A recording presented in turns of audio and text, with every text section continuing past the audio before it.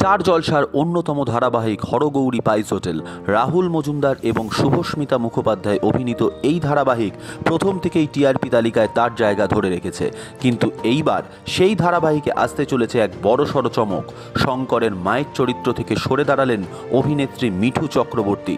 তার বদলে মহেশ্বরী চরিত্রে দেখা যাবে অভিনেত্রী তুলিকা বসুকে, যা নিয়ে ইতিমধ্যেই শোরগোল শুরু করে দিয়েছেন স্টার জলসার নিয়মিত হরগৌরী পাইস হোটেলের দর্শকরা।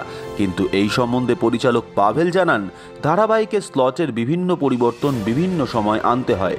এর আগেও মিঠু তার নিজের শারীরিক অসুস্থতার কারণে বেশ কিছুদিন ছুটি নিয়েছিলেন, সেই কারণে ডেট অ্যাডজাস্ট করা হয়েছিল।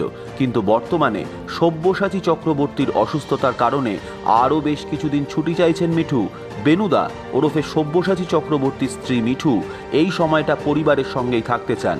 কিন্তু ঐশানীর নতুন শাশুড়ি তুলিকা বসুর সঙ্গে যদি দর্শকরা মানিয়ে নিতে না পারেন, এই প্রসঙ্গে পরিচালক পাভেল বলেন, শঙ্করের মায়ের চরিত্রে তুলিকা বসুর অভিনয়ের সঙ্গে কিছুদিনের মধ্যেই অভ্যস্ত হয়ে পড়বেন দর্শক। শঙ্কর চরিত্রেও তো বদল এসেছে। আগে সে ইংরেজি লিখতে পড়তে পারত না, কিন্তু রিয়াংস হওয়ার পর তার মধ্যে অনেক বদল এসেছে। তুলিকা বসুর অন্যরকম আলাদা ঘরানার এক অভিনয় শৈলী আছে।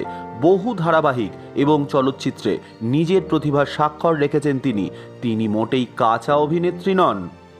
তুলিকা আসার পর মহেশ্বরী চরিত্র বেশ কিছু পরিবর্তন আনা হবে। খুব তাড়াতাড়ি সেই ধারার সঙ্গেও অভ্যস্ত হয়ে পড়বেন দর্শক। ইতিমধ্যে তুলিকা অভিনীত হরগৌরী পাইস হোটেলের বিভিন্ন প্রোমোও দেখে ফেলেছেন দর্শক। তাই তুলিকা যে এই ধারাবাহিকে নতুন চমক আনতে চলেছেন, এ কথা বলার অপেক্ষা রাখে না।